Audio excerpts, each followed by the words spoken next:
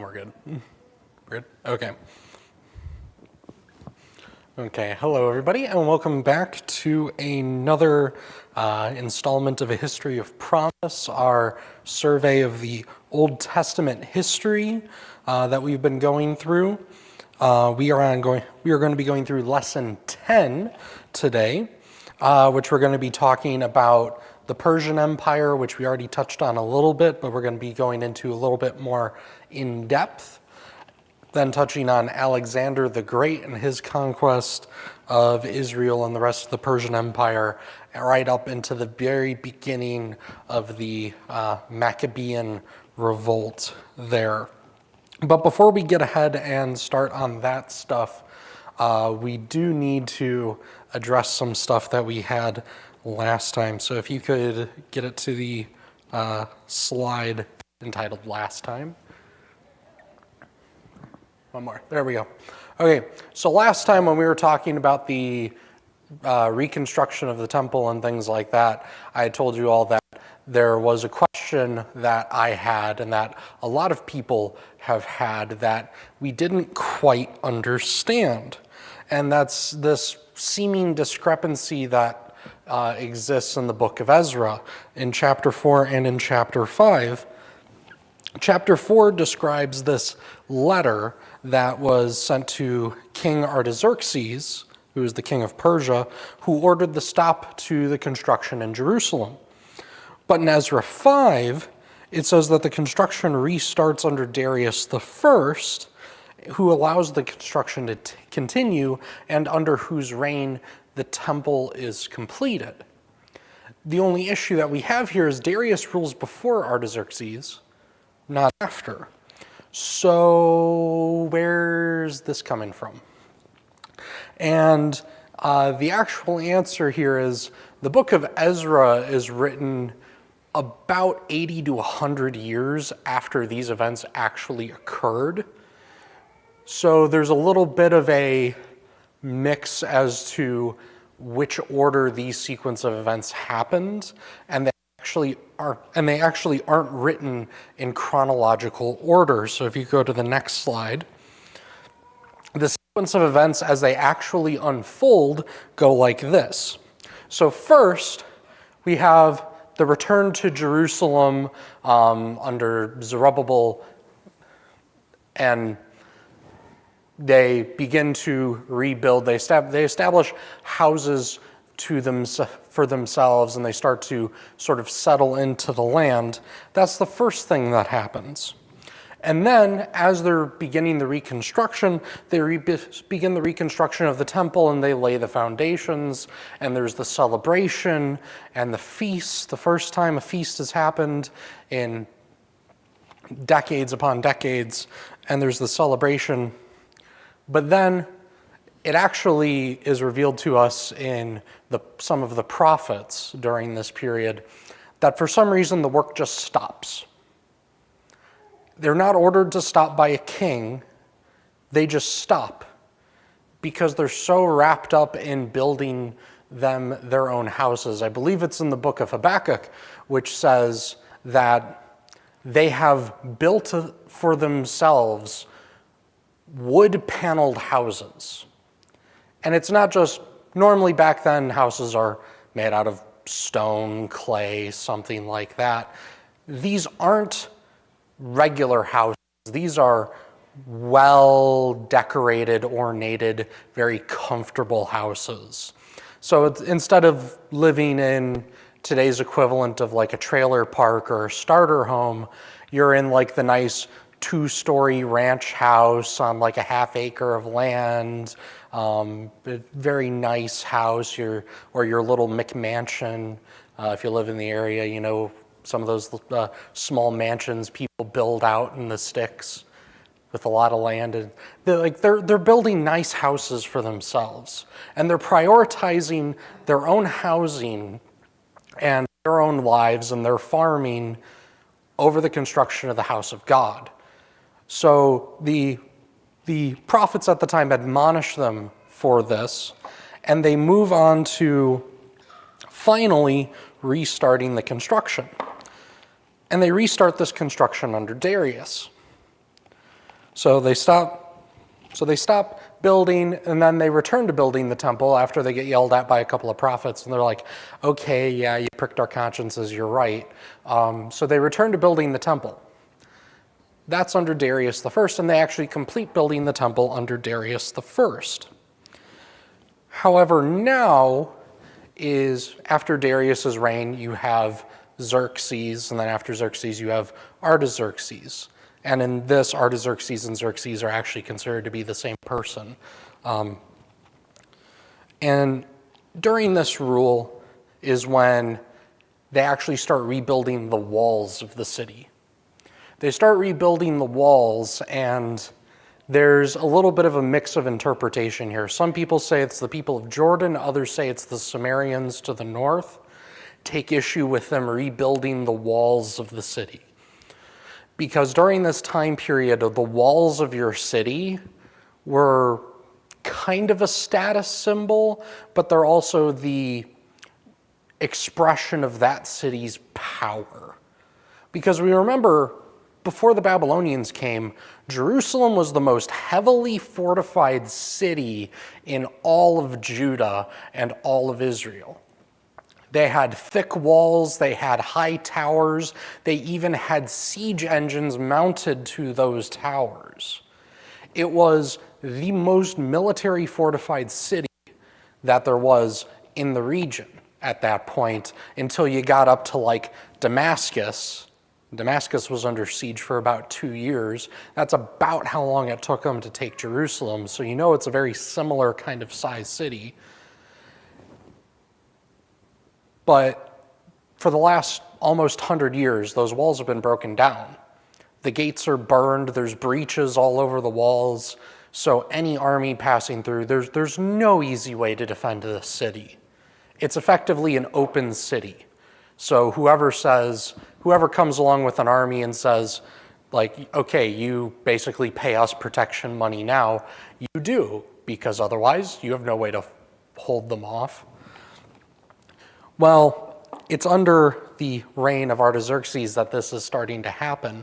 And it's actually when Ezra and then Nehemiah, as we're going to be looking at in a little bit, come back, that they start rebuilding the walls again later on. But at least for the time being, it is the walls, the foundations and the walls of the city that they are halted from rebuilding. And at least in the letter, it makes it sound like they're not allowed to rebuild them, because if they are, then they can raise up in rebellion against the king of Persia, like they did against Babylon, like they did against Assyria. And it's not like Jerusalem doesn't have this history of rebelling against their conquerors. So probably wisely on Artaxerxes' term, he decides, yeah, we'll hold off on building those walls. We don't want any messes. I'm busy building an empire. Speaking of which, on the next slide, please. The Persian Empire, or the Achaemenid Empire, expands. So here we actually show the growth of the Persian Empire under the first 3 rulers. So Cyrus II, or Cyrus the Great, or in the Bible even simply referred to as King Cyrus, and then his son Cambyses, that's always a hard name to say, Cambyses II, and then Darius the First. This is roughly as large as the empire gets. So the green is Cyrus the Great, the one who actually allows the Israelites to return to their homeland after conquering the Babylonian Empire. So he basically takes all of Asia Minor, so what's Turkey, up around to the base of the Caucasus, and getting around to the borders of India. And then his son conquers Egypt, as well as the island of Cyprus, and then Darius goes through, pushes up more through Egypt, pushes over into Greece, and then expands the borders out east a little bit more. Darius the First is actually one of the more well-known Persian kings, because he's the first one who decides to try and pick a fight with these guys over here, which is the Greek city-states, as well as Sparta, which is right there. he tries to fight Sparta and the Athenians and the League of City-States that rises up against him to stop his invasion. And, well, doesn't end well for him, and then his son decides to give it a go. He has a little bit more success, but still not enough. And it's around this time period, so after Darius, his son Xerxes is actually the king, we believe, during the time of Esther. So if you flip it to the next slide. And we're just going to cover the highlights of Esther here because, as all of you are probably well aware, my brother already preached a sermon series on Esther and actually delves much deeper into these details, even on the historical side. So for you on YouTube or any of you here who want to go more into the details of that, go back to the live streams of those services and you can watch through those sermons on Esther. So after Darius, we have Xerxes I, who reigns 486 to 465. So about 21 years, decent reign for a Persian king at the time. Well, according to scripture, the events of Esther start in the year, well, when he came to the throne, it was towards the end of the year, so we don't know exactly whether that's considered the first year of his reign or if the next year is considered the first year of his reign. So you get to pick which year you think it is. So it's about 483, 482 is when the events of Esther start to take place, which I believe it's in scripture, I believe it says the 7th year of Xerxes' reign that's the 3rd year is when all of this starts. But that's when everything starts, that's when Vashti decides that she's not going to come at the king's beck and call to the party that he's having with all of his friends, and she's not going to be an object for him to show off. This is when that happens, and he sends a decree out to all of Persia saying each man is the lord of his own house and should be master of his own house and that sort of stuff. A couple years later, in 480, because we actually know the date of this one, you have the Battle of Thermopylae, where famously the 300 Spartans stand against the hordes of the Persian Empire at this little coastal road at a place called Thermopylae, and they hold them, and they hold them, and they hold them, and they fight to the last man. And it's enough to where Xerxes stalled, the Greeks are able to raise a much more powerful army and gain more ships for their navy, and are able to successfully fend off this Persian invasion as well. So like father, like son, his father failed, he fails to make any advances into Greece, the proper heartland of Greece as well. So then the year after that, maybe 2 years, like I said, the events are in scripture referenced in the year of this king's reign. So because we're not quite sure which year they count as his first year, we get to pick and choose. So in the next year or so, after the Battle of Thermopylae, is actually when he sends out his decree that all of the beautiful virgins from the kingdom are going to be rounded up and brought into Susa, which was the capital of the Persian Empire at the time. And, you know, the whole VeggieTales beauty pageant sort of thing. But they'll either become the next queen or they'll just be incorporated into the harem. So, yeah, so the next year or two after Thermopylae is when that happens, and Esther actually meets King Xerxes for the first time. And it's actually around the same time that Haman begins his plot against the Jews. It's around the end of that same year when Esther is brought in, goes through her 12 months of beauty treatments, and then is presented before Xerxes. It's around that same time that Haman is slowly working his machinations in the background. And then within the following year, Haman's edict is sent out, A few months later, it is discovered. Esther goes to the king, explains to him what's going on, and Haman is hung on his own gallows, and Mordecai and Esther are permitted to send out their own edict for the Jews to defend themselves, and the institution of the Feast of Purim, or Purim, begins. And then Mordecai is essentially elevated to the position of right hand of the king in that. So those are the brief highlights. You want more in depth? Go watch the sermons from a few months ago when Josh was going through Esther.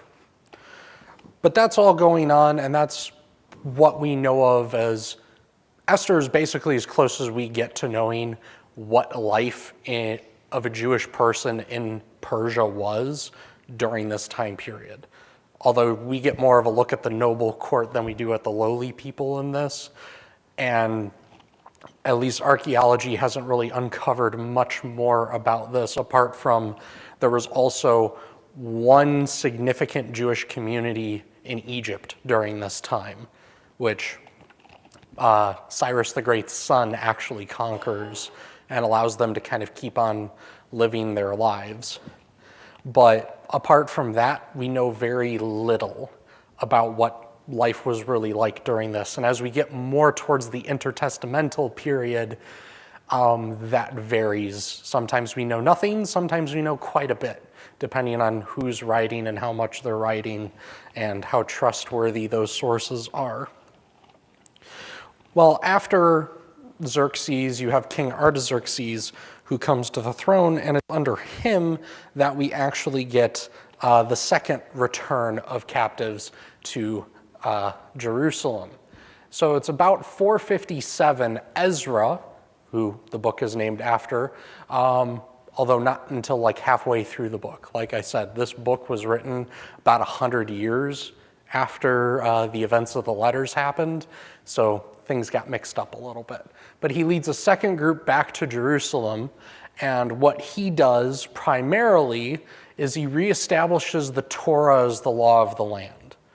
Because up until this point, people have almost sort of been living like they had been during the Judges period, where it's like, yeah, we're kind of practicing, but everybody was kind of doing what was right in their own eyes.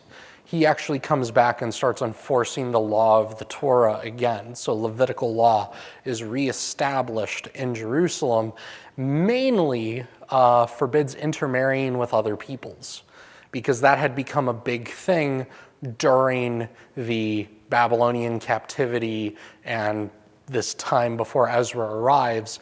The Jews have been marrying other people. So the people that Babylon sends in to settle the area, other tribes and peoples from the region who move in, they start intermarrying, which is explicitly against what the Levitical law says, because you're supposed to be a separate people. You're supposed to be a holy and separate people, set apart from the rest of the world.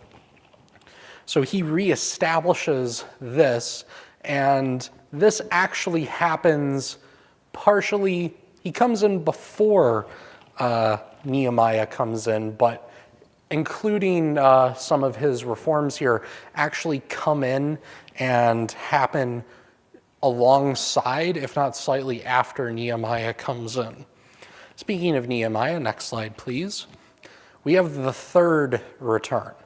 There wasn't just one return, there's not two returns, there's three returns of significant groups, each numbering, we believe, because we don't have an exact number for Ezra, but with Nehemiah, he also brings in about 50,000, and the first group was almost 50,000 as well.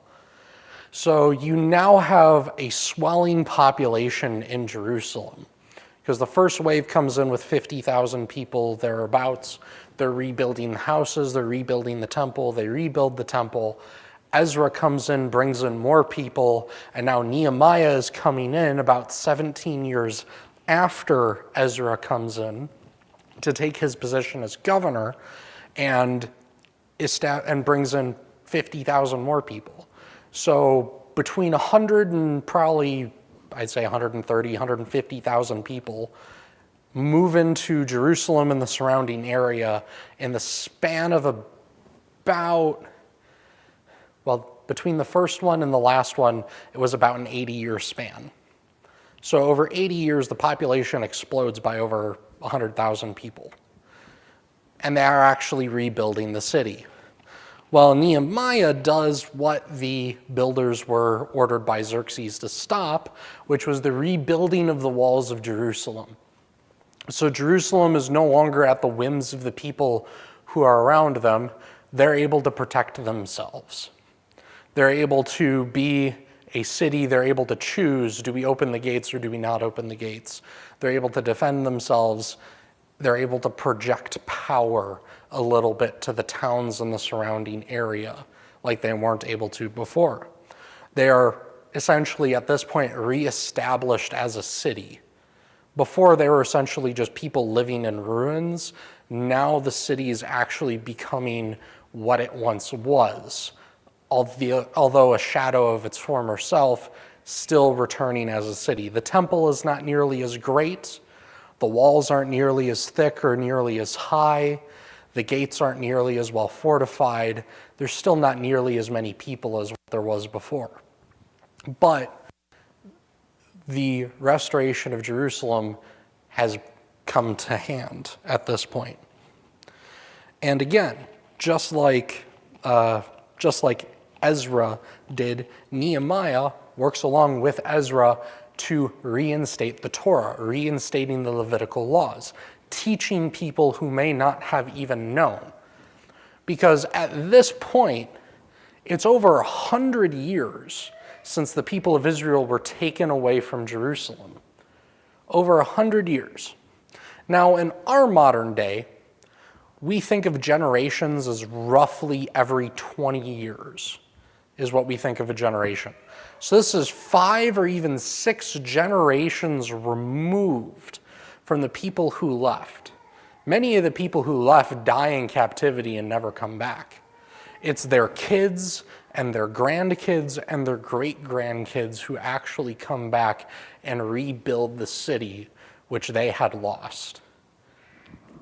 So some of these people, they only knew life as Persians. They didn't really, they knew that they were different. They knew that they were Jewish, but they were Persians. They read, if they could read, and spoke the language of Persia. Maybe Hebrew, depending on what communities they lived in, but they were still Persian citizens of a Persian country. And that's one of the reasons Ezra comes back, is he was actually considered to be gifted with the law and gifted with this knowledge. So he actually goes back to teach the people the law. Because odds are it's kind of funny to think about it. What's the whole identity of somebody who's Jewish? They're Jewish, well, because they follow the Torah. At least nowadays, that kind of seems to be the thing. They're ethnically Jewish, but if they're a practicing Jew, they follow the Torah, which means they have, if they're male, they're circumcised, they're consecrated, they go through, they go to synagogue, they have all of these standardized practices that, at least in Levitical times, when the law was initiated, was supposed to make them different from the outside world. What happens when you remove the no wearing blended fabrics, no eating pork, no eating shellfish, or the various food laws or things like that? What happens when you remove those? Well, they just look like everybody else. So you basically have some might still have kept the law and held fast, but you basically have a bunch of Persians moving into a country trying to live the lives of their ancestors without any clue as how to live the life of their ancestors. And that's where Ezra and Nehemiah come in. They come in and they reestablish these laws and they teach. They establish priests and bring them up to teach the people. So not only is there physical restoration of Jerusalem and the surrounding area, there's also sort of a spiritual restoration of Israel that is happening during this time. Samaria is still Samaria. They're still they're still sacrificing on Mount Gezorim and doing their own thing. But in Judah, they're actually turning back to the Levitical law. And through this, things actually kind of are starting to look up for Jerusalem. I know last class we kind of left things on a pretty somber note. The first wave comes back and it's ruins. They have to rebuild from scratch, including their own temple, and there's a lot fewer people to do the work, and nothing compares to the greatness of what Jerusalem was before. But now, more people have come back. There's a reestablishing of Levitical law and temple practices and sacrifices, and everything's looking like it's going to be okay. Well, yeah, it was. Then there's this guy called Alexander the Great who comes along. Next slide, please. Yeah, Alexander the Great, I don't think he needs much of an introduction. I think everybody at least has heard about him in their educational history classes. But just in case anybody doesn't know. So Alexander the Great is from Macedonia. Macedonia is, well, there's two Macedonias today. There's Macedonia, the country, and then there's the Greek province of Macedonia, which borders Macedonia. Not confusing at all, right? Both of them claim to be the historical kingdom of Macedonia, which is the homeland of Alexander the Great. Yeah, jury's still out on that one. But anyway, northern Greece is where Macedonia is. Alexander the Great, born son of Philip II. Philip II was a great military general. He spent his entire life essentially building the world's greatest army. Well, and then he dies and gives it to his son, and his son's like, "Thanks, Dad, I have the world's greatest army. Now I'm actually going to use it." Alexander becomes king at the age of 20. So basically, end of high school, beginning of college age, he becomes king of a country, handed the most powerful army in the world, and he goes, "You know what? I like that Persian Empire. I think I'll take it." So in 336, he becomes king. He consolidates his power, establishes his rule, and then over the next 10 years, conquers the entirety of the Persian Empire up to the borders of India. In 322, he lays siege to the city of Tyre. Now, the city of Tyre has been important as we've been talking through this. I've referenced the city of Tyre multiple times. Tyre was the trade city that Solomon made an alliance with, which allowed gold to flow through to where silver was thought as nothing in the house of Solomon because there was so much gold. Tyre is one of the most powerful, if not the most powerful trade city in the Mediterranean. Quite literally in the Mediterranean, because if you actually see here, that's an artist's rendering of what the city might have looked like. You'll notice it's an island.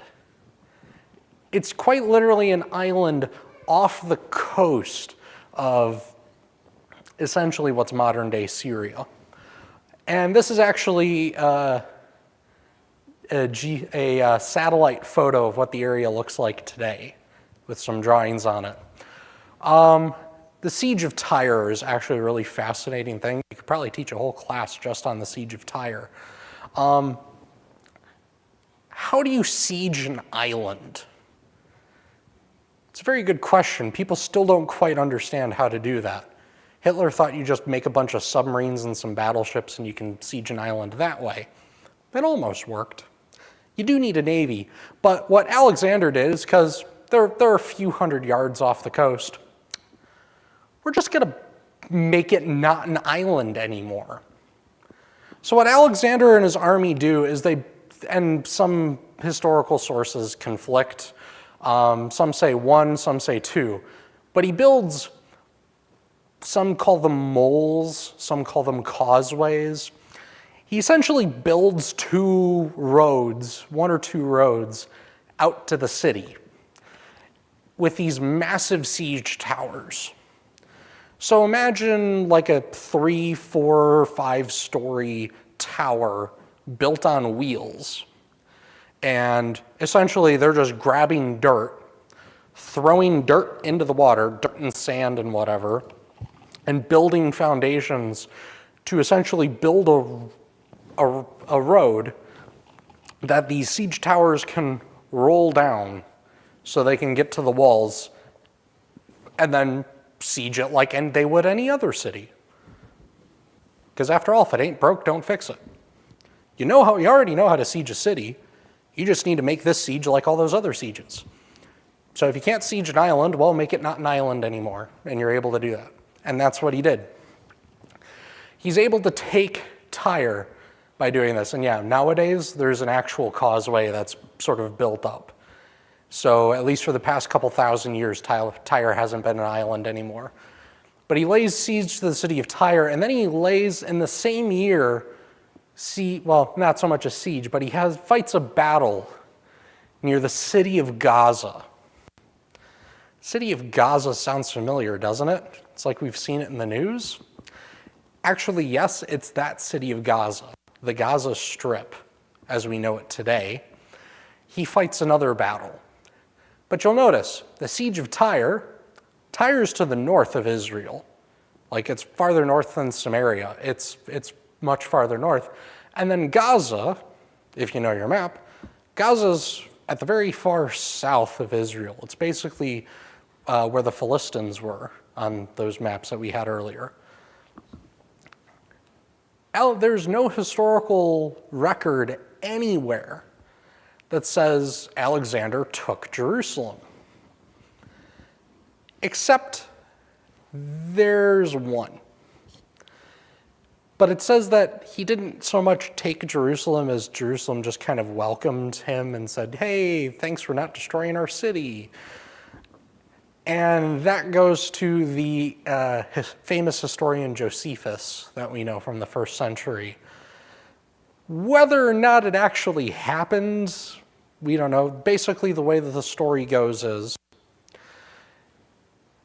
Alexander's besieging Tyre, and he sends word to the neighboring cities and peoples, send me men and send me provisions. And supposedly, according to Josephus, the Sumerians are like, well, yeah, we ain't fighting that Greek phalanx. We're no match for that. We'll send them soldiers, we'll send them provisions, and we'll be in Alexander's good graces. And Jerusalem doesn't. So, well, he's kind of in the middle of siege, so it's not like he can really do much at the time. But supposedly, the way the story goes, he's like, okay, I'll put a pin in that, deal with this, and then I'll go deal with them. So he finishes besieging Tyre, and his army leaves, marches towards Jerusalem.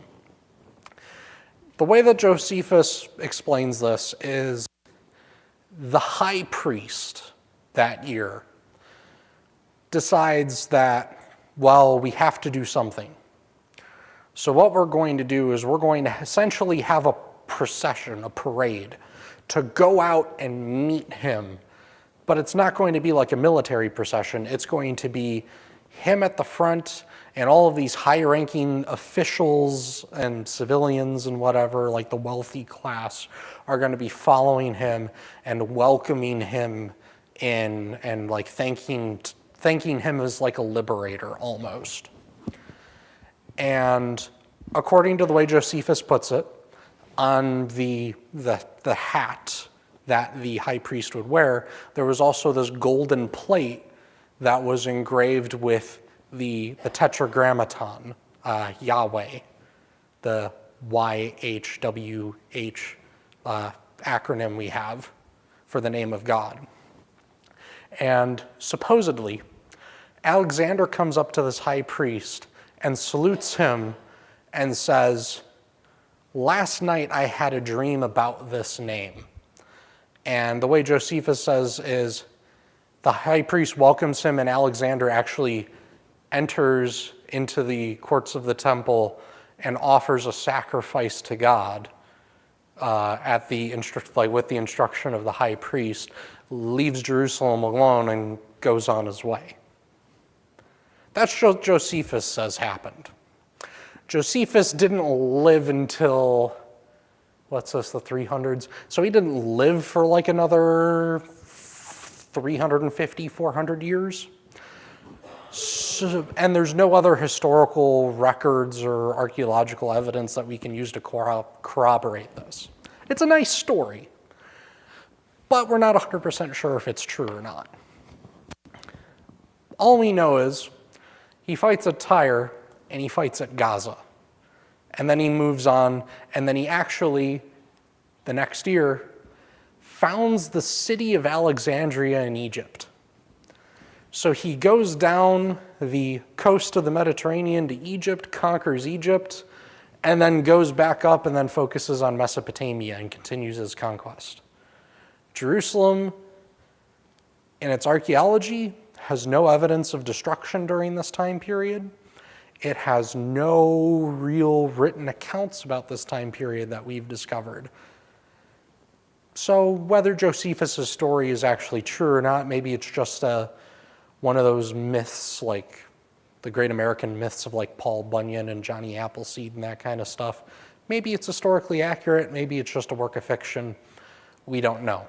But these are the facts. Moving on to the next slide, please. So Alexander, in the 10 years before he died, the 10 years that he reigned as the king of Macedonia, conquers the entirety of the Persian Empire. But the only difference is he also conquered the Greeks too. So everything from Greece all the way over to the borders of India. Because the Indians had war elephants and nobody could figure out how to fight war elephants, so that's where everybody stopped, is the borders of the Indus River Valley. So after Alexander dies, some people say it was some sort of like swamp, like disease like malaria or something like that.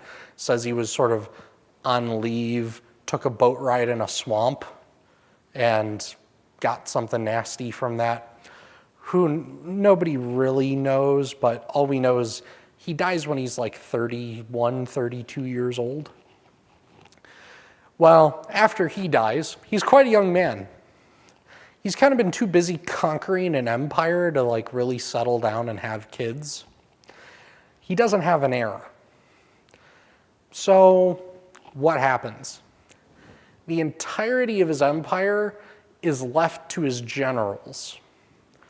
So at the end, Egypt's in blue here. You have a good chunk of the Persian Empire here in yellow. And then you have this orange one, and then you have the green one being Macedonia and Greece. Well, you have Egypt right now is known as, still as Egypt, but this is the beginning of what's known as the Ptolemy dynasty, spelled with a P, so like pterodactyl, it's Ptolemy.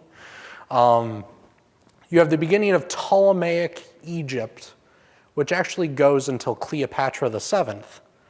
Yeah, that Cleopatra.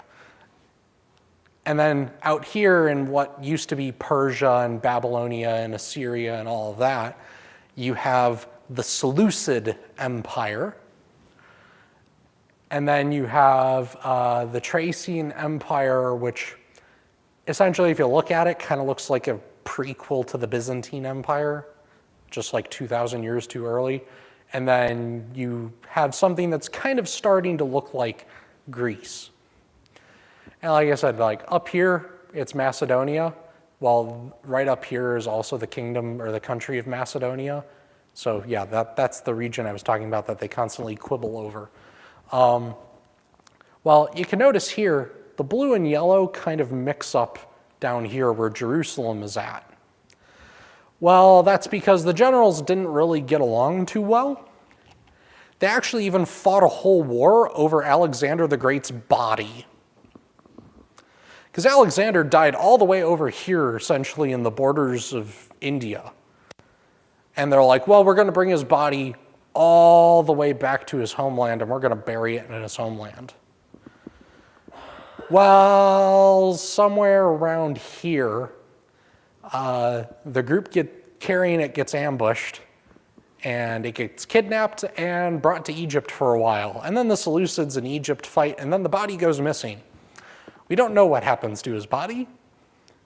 We know that he had a great tomb on the sea at Halicarnassus, but we lost that too, so we don't quite know what happened to that. But the generals didn't really get along, and in this region especially, there is some fighting. And eventually, the Seleucid Empire actually does come in and actually conquer Jerusalem during that time period. Next slide, please. There is a verse in Daniel, I forget if it's Daniel 8 or Daniel 9, which talks about the abomination that causes desolation.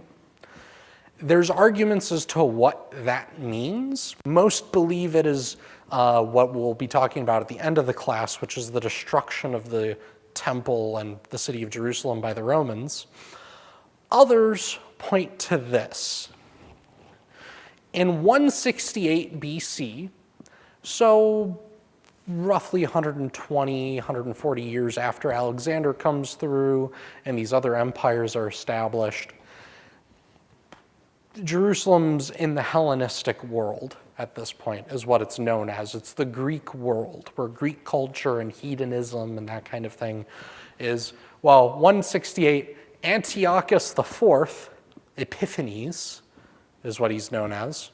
I don't know why, but the name always appears as Antiochus IV Epiphanes. I guess there must be another Antiochus IV. But he comes in and he captures Jerusalem. And unlike some of these other kingdoms, he doesn't, unlike the Assyrians, he doesn't destroy the temple. Unlike the Babylonians, he doesn't just leave well enough alone. Unlike the Persians, it doesn't say, go rebuild your temples and worship your gods however you see fit. He erects a statue to Zeus in the courtyards of the temple and is said to have slaughtered a pig on the altar of incense.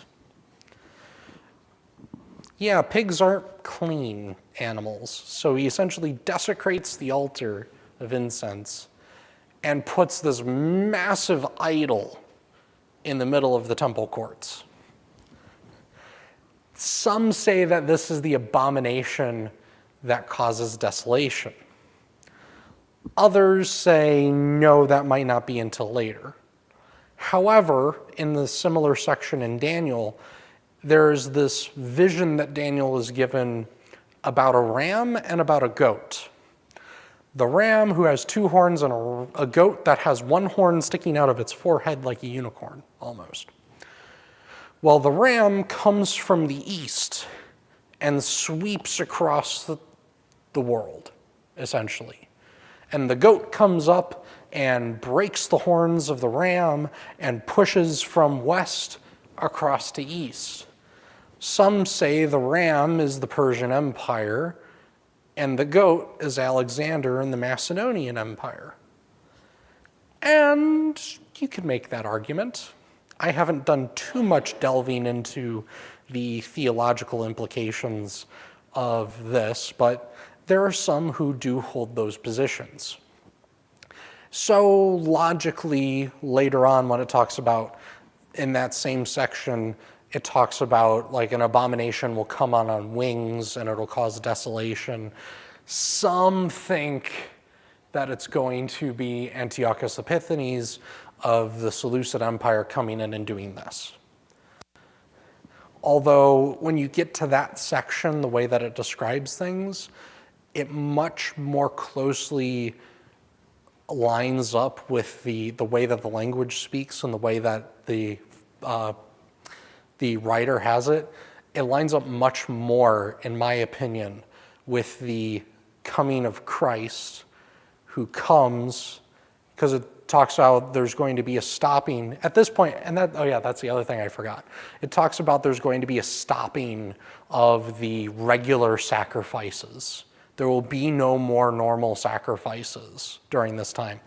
Well, Antiochus does actually put a stop to the temple practices. He says, no, you don't worship your God anymore, you worship Zeus now. And that's why he puts up the statue too. So he puts a stop to the regular sacrifices. Well, when Christ comes and Christ dies, he's the perfect sacrifice. He's the ultimate sacrifice. So doesn't that put a stop to the regular sacrifice because they're not needed anymore? So I much more align with the belief that the abomination that causes desolation lines up more with the destruction of the Second Temple. But again, others point more to this. However, at this point, the Greeks had never really been big fans of the Jews. The Jews never really been big fans of the Greeks. And after living under the Hellenistic culture for a couple hundred years, they're like, this really isn't our type of thing. Because what's Greek culture? Live fast, die young, leave a good-looking corpse.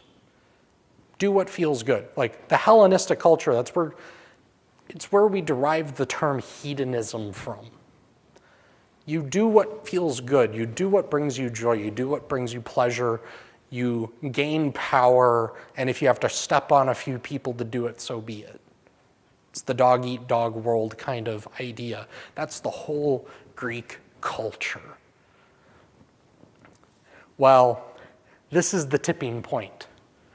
The Seleucid Empire comes in, and they say, we left you alone. Well, we're not leaving you alone anymore. You need to be like us. And that is the straw that breaks the camel's back. It's not in our Bibles. You'll find them in the Catholic Bibles, but you won't find them in our Bibles because it is considered part of the Apocrypha. But you have the books of the Maccabees, which are semi-theological, semi-historical works.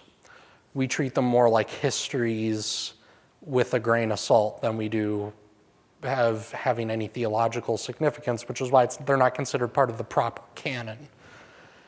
Well, the Maccabees is named after a group of people who, after this happens, revolt against the Seleucid Empire. We're going to be talking more about them in a couple weeks at our next lesson, but suffice it to say as this is going to be a very brutal war. The start of the Hasmonean dynasty, the slight spoiler, the Jews do win. They do set up their own kingdom, their own rulers, and they kind of try and get things back to where they were before. But this is basically the last time after this revolt that the people of Israel, or at least the people of Jerusalem, will ever have any kind of sense of autonomy and freedom of a self-deterministic state in this. But that's all I have for you today. Next slide, please, for my sources. Like I said, we're going to be looking into the history of the Maccabean revolts next week, as well as the rise of the Hasmonean dynasty, and the next thing that comes after the Hasmoneans is Rome. So we're kind of getting towards the end of the intertestamental period, and then we're going to step real quick into the New Testament. I know this is an Old Testament class, but I feel like that's the nice bookend to this. But before we leave, let us pray, and then we will depart.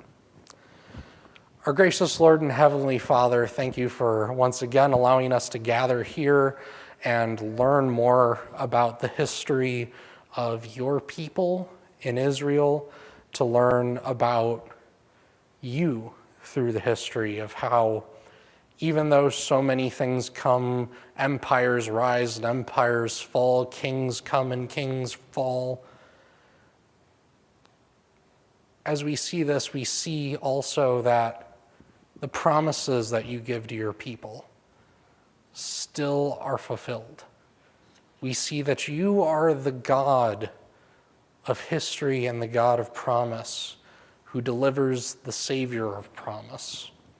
We ask that you be with us as we go upon our homeward ways and through the rest of our days and the rest of our weeks as we go into this new week.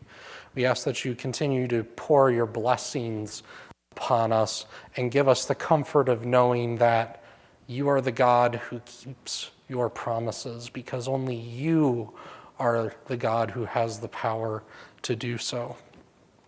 We ask all this in your dear Son's name. Amen. Thank you all, and we'll see you all in a couple of weeks for our next class.